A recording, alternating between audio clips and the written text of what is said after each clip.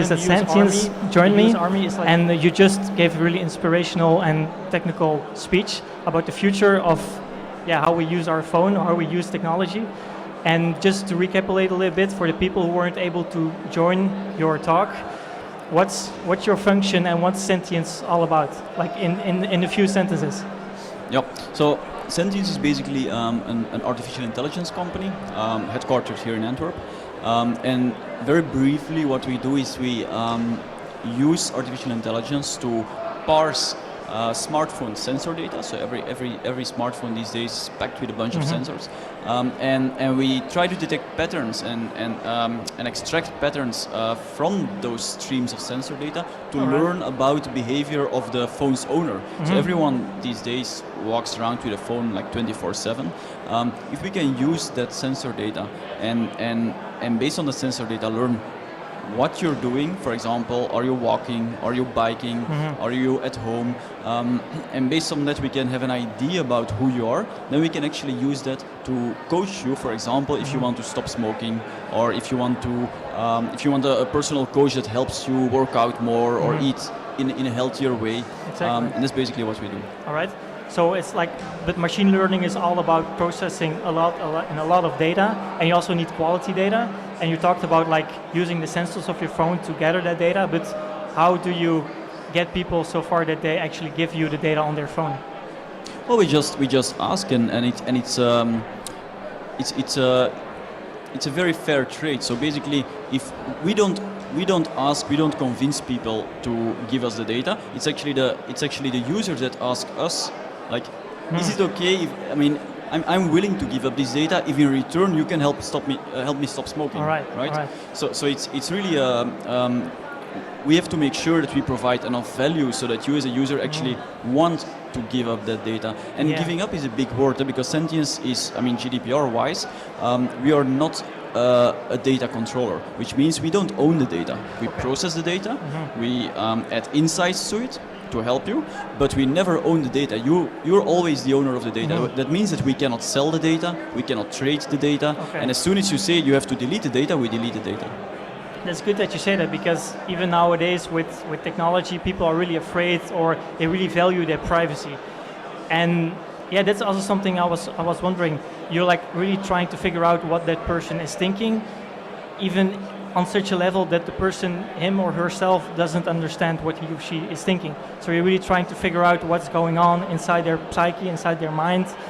And I also think that maybe that's like a little bit scary for people, that they think, I'm not giving away that kind of personal information. And how do you try to, how do you deal with that, with that thing going on about privacy? Yeah, well, it's a good question. So, but first, again, you don't give away the data. You still own the data, right? It's not ours. We don't own the data ever.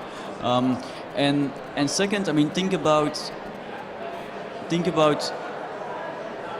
a shrink. If you go to a therapist and you talk to that person, or even if you talk to a friend, go to a friend and you talk to that person, those people at some point will have insights in your psyche, in your intentions that you might not have yourself, right?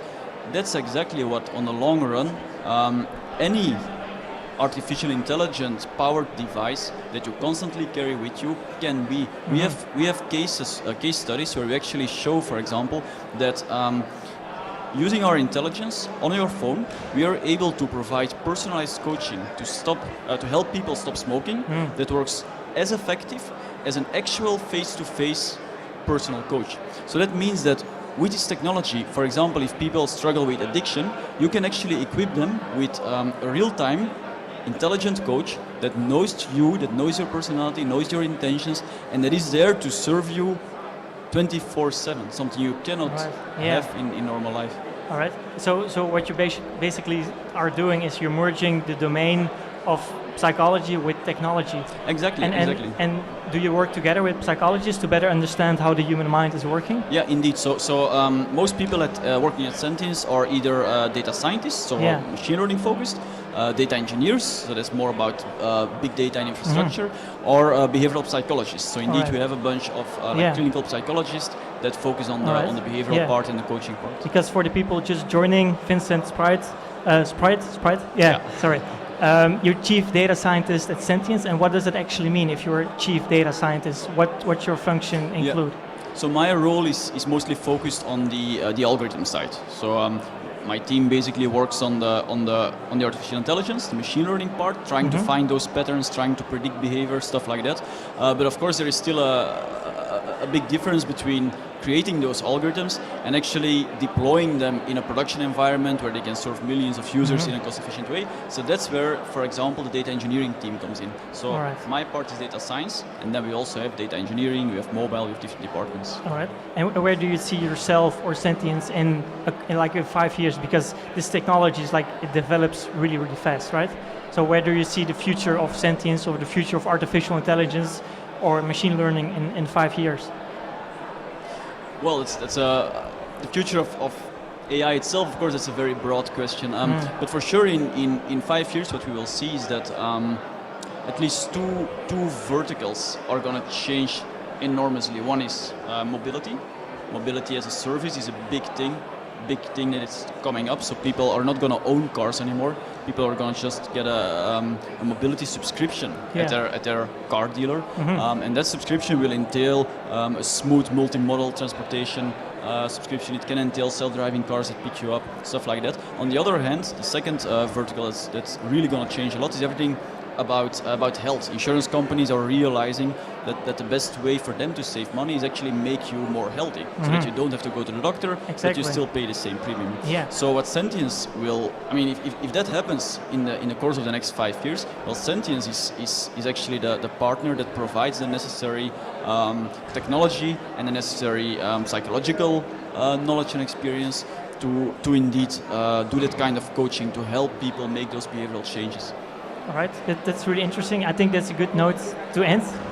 Vincent, thank you very much, and I'm really curious where this is all heading. Thank you. Thank you very much. Bye.